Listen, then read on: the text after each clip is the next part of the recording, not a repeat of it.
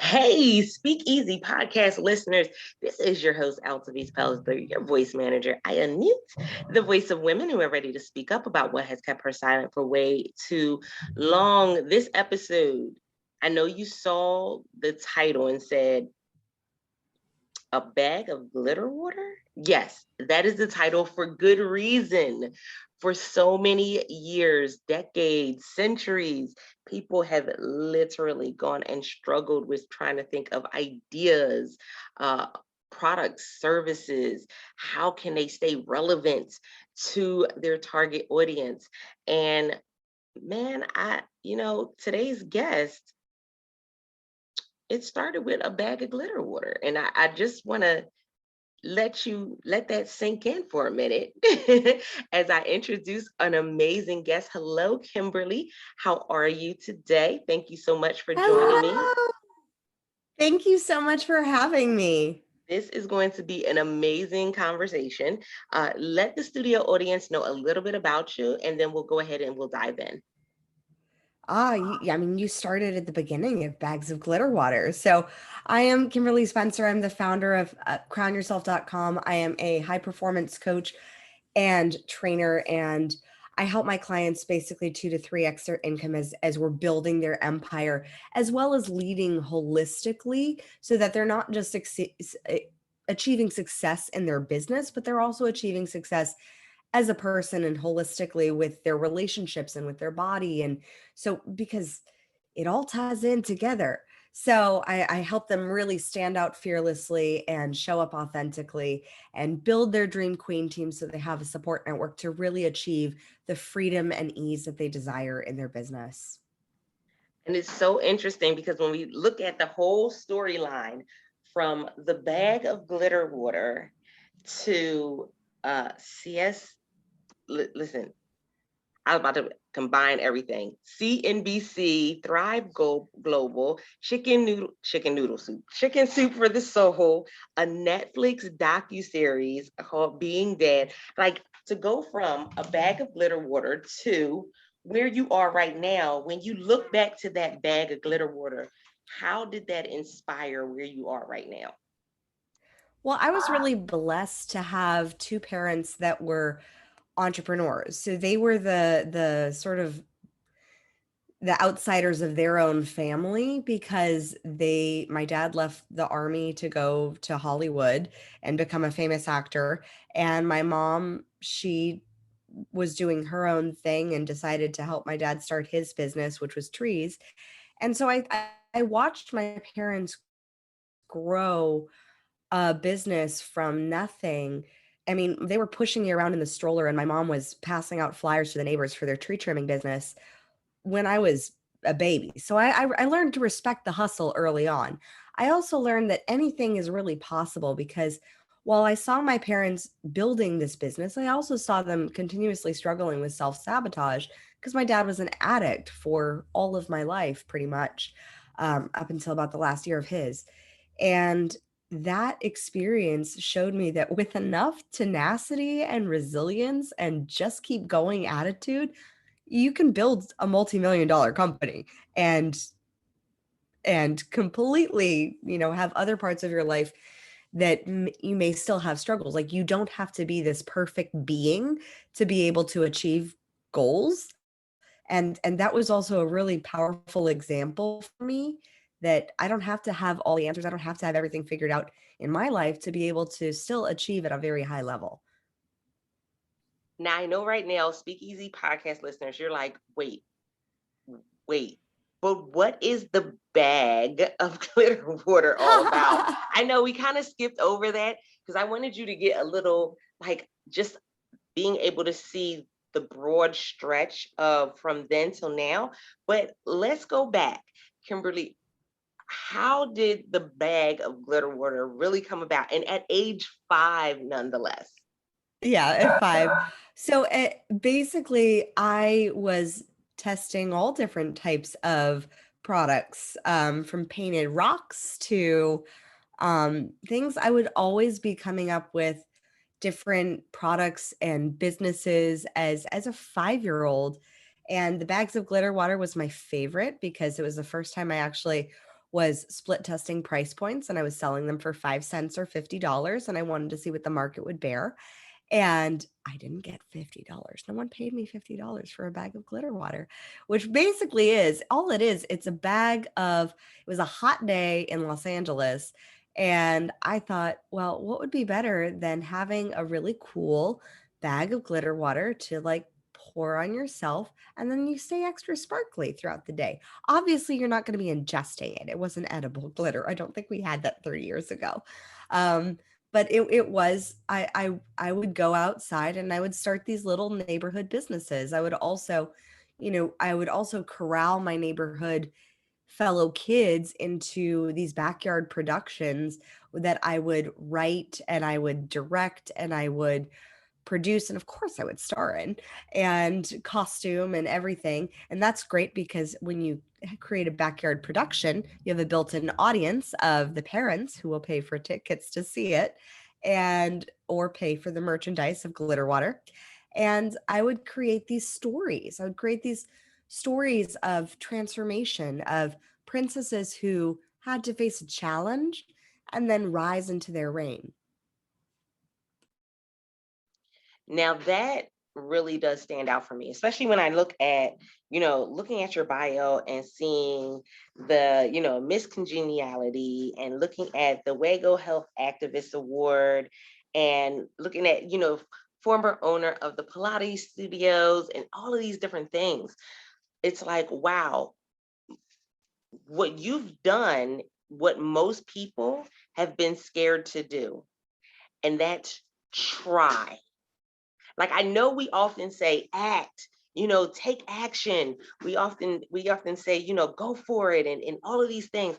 But that small 3-letter word is so significant, because oftentimes we will get the answers we need, we'll get the support we need if we just try. And so I love that about your story, is that it's been a story of, let me try it, perfect it, and then let me come back and say, okay, is this what I want to continue to do or not? And even when I think about the transition you made from the Pilates studio, what gave you the confidence to say, okay, I don't want to do this anymore, I want to try something else? Well, for me, I think it really is, it's less try, it's more test and follow your curiosity. So I would whenever I would hit a wall or a milestone, and or start feeling out of alignment. Like with Pilates, I taught it for 10 years and I just stopped feeling like inspired by it.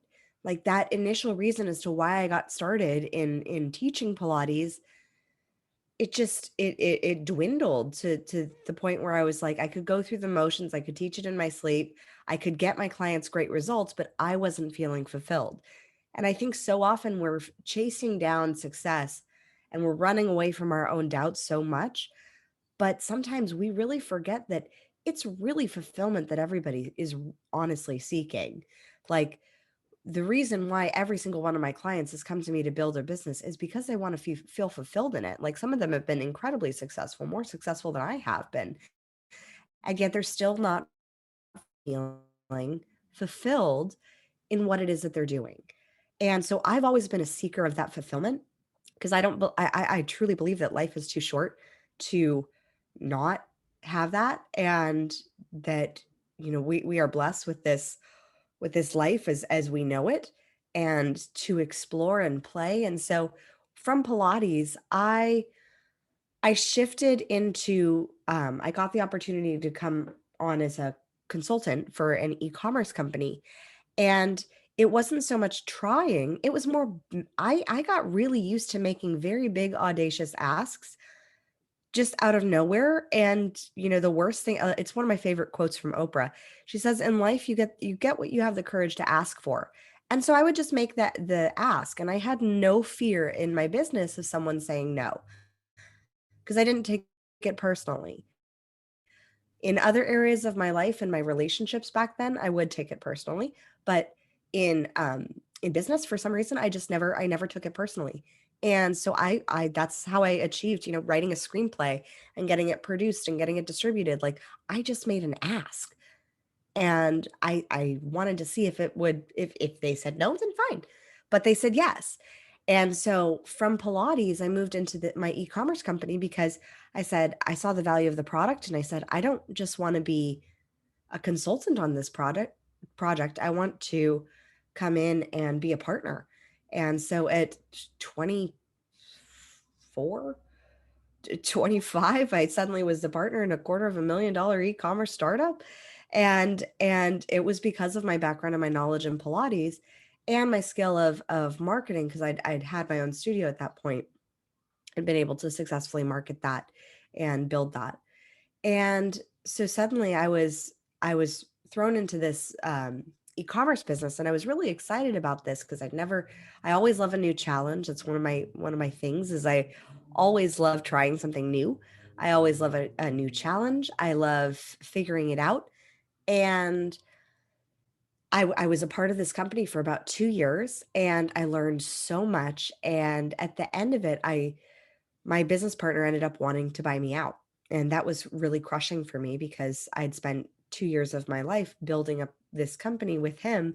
And to suddenly feel like, oh, we're building momentum and traction, and he wanted to buy me out. And it was after that buyout experience, because that buyout experience was 3 months, it was right before my wedding, first of all. And we literally signed the buyout agreement 3 weeks before I got married. But I was dealing with professional lawyers and older men who, in that space, suddenly added what I perceived to be as credibility to every single doubt and fear that I'd faced in other areas and avenues of my life: not being enough, not worthy, not deserving, not capable, not skilled enough, not all the things. Suddenly all of these were being brought to light by professional people, and I started to take it to heart. And so once I was bought out of that company, even though I had the idea for Crown Yourself and my coaching company, literally like only a few weeks later on my honeymoon when I was in Italy with my husband, I was, for a year and a half, my business made no money because I was still stuck in what I call the dungeon of doubt, from all of those doubts and all of those fears of not enoughness, not worthy. And I was spent a year and a half spinning my wheels in what I call productive procrastination. So doing all the things in business, but not really the things that actually move the needle. And the big thing that I shied away from was making those big, audacious, courageous asks. I wasn't asking for sales. I wasn't asking for people to promote me. I wasn't asking for people to come on people's podcasts. Like, I wasn't asking for collaborations. I wasn't asking for sales. Was really the big one. That was really the big one that moves the needle in any business. And that was what really kept me stuck until the moment that I found out that I was pregnant. And it was in that moment that, when I found out I was pregnant, I realized that the person that I'd become in that year and a half of doubt and productive procrastination was not the person who I wanted to be for as a mother to my child. Because that person who I'd become, I'd fallen back into some very, very problematic patterns of complaining, of blaming other people. I mean, I was still blaming my former business partner. And I had to let all that go. And I knew it was a mindset thing. I knew it was predominantly mindset because I knew I'd fixed it before, because I'd recovered from 10 years of bulimia with no psychological or medical intervention. And it really was, from back then in bulimia, it really mirrored the same problems that I had in my business, because I was complaining all the time about my body back then. And I was blaming my dad and my circumstances growing up and the experiences that I had for my body. And it was through taking ownership and taking responsibility for my life and for my choices that suddenly I started to shift the game for my body image. Well, I took that same strategy and I applied it to my business, and it was through taking ownership and putting myself at cause and saying, okay, yeah, did I like what happened to me with uh, getting bought out of my e-commerce company? No, I did not. But this is what it is now. And what's my next choice? What's the next choice that I need to take? What's the next ask I need to make? And I immediately started asking for support. And so I got a coach. I got certified in NLP, timeline therapy, and hypnosis because I wanted to figure out this whole mindset thing. I knew I could figure it out. I just wanted to speed up the process because I was on a bit of a deadline when when you're pregnant. And I decided to lean fully in. And once I was certified and once I'd had some coaching, I realized that I just needed to start making those asks. And I started making those asks. I asked for a raise at the job that I had taken for the past year because here's how in doubt I was. I had owned my own Pilates studio for years, and I didn't trust myself so much to grow that and to build that I took a secondary job teaching Pilates at a chiropractic studio because I didn't trust myself, because I still doubted myself and my ability to run a business. So I know what it feels like to be in that stuck space of really really crippling doubt when you're not moving forward. And I had to look at my own pattern of success and eventually rebuild that trust with myself and rebuild that trust with my business. I mean, that's what I was featured in Forbes for. Was I wrote an article called "It's Are You in and It's Complicated with Your Business?" Because I really was when I first started Crown Yourself, because I didn't trust that it was a relationship that would be mutually beneficial, because I was putting in how would anybody feel if they were in any relationship where they were constantly giving, they were constantly putting time in, they were constantly doing things in the relationship, and the relationship wasn't reciprocating. And that's what a lot of business owners feel like when they're putting all this time, money, effort, energy, time away from their kids, time away from their spouse into their business, and it's not reciprocating in the form of cash flow.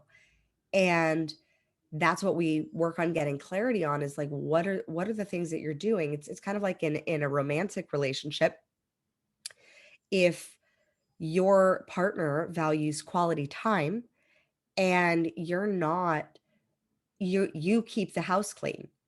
So what I was doing in my business was I was doing all the things to keep the house clean, but the things that really would enhance my relationship with my business, I was not doing. I was not doing those courageous asks. I was not taking the time away from being busy to really be effective.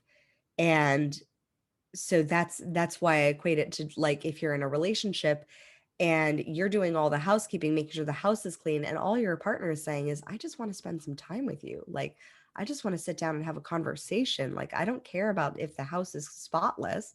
I want to have a conversation. And that was what I had to really remedy in my business, whereas what was the love language in essence with my business, that I could start getting that reciprocation from, and feeling supported by my business as I was supporting it with my time, money, and effort. Ooh, Kimberly, you dropped some gems. And SpeakEasy Podcast listeners, I want you to really hone in on this one, because what is the next big ask for you? Like, there's so many times where we can get stuck on, yes, doing the tedious work or doing the things that we think we need to do in our business, but are you having that big ask so that way you can move the needle forward? I know, we think about, taking movement forward in whatever way it comes, but this episode speaks more to being strategic about taking some considerably sizable steps towards your own success. And that is so valuable, because if you don't, you'll find yourself depleted. You'll find yourself worn out, and looking at your business, looking at your gifts and your talents and saying, do I want to do this anymore? Kimberly, you shed some light on some amazing things when it comes to being a business owner, and that startup period, and even that rebranding period, what that looks like and feels like at times that people don't discuss. Could you let the studio audience know how they can reach out to you for more information, um, and where they can find you at online? Yeah, you can reach out to me at crownyourself.com. If you are on the interwebs in any space, you can find us on all the socials at Crown Yourself Now. If you love podcasts like this one, you can check out the Princess and the Bee podcast for all the bees, from bank accounts to boys to babies to business to belief systems that are supporting you on your rise to reign as queen of your life as you build your empire. And you can find mainly crownyourself.com is the place to go. It's the hub. So hop on over there and definitely download my love hypnosis, which will help generate more love and connection for you and your business and for all other avenues of your life. Guys, and we do it all for you, the Speakeasy Podcast listeners, because we want to see you excel in life and in business. And so, with that being said, let us know how this episode resonated with you by leaving us a review on your favorite podcasting platform, or sending us a message over on Instagram at Altovise Unmuted. I would love to hear back from you. And with that being said, this is Altovise, your host. And until next time, guys, don't forget to press it out. See ya.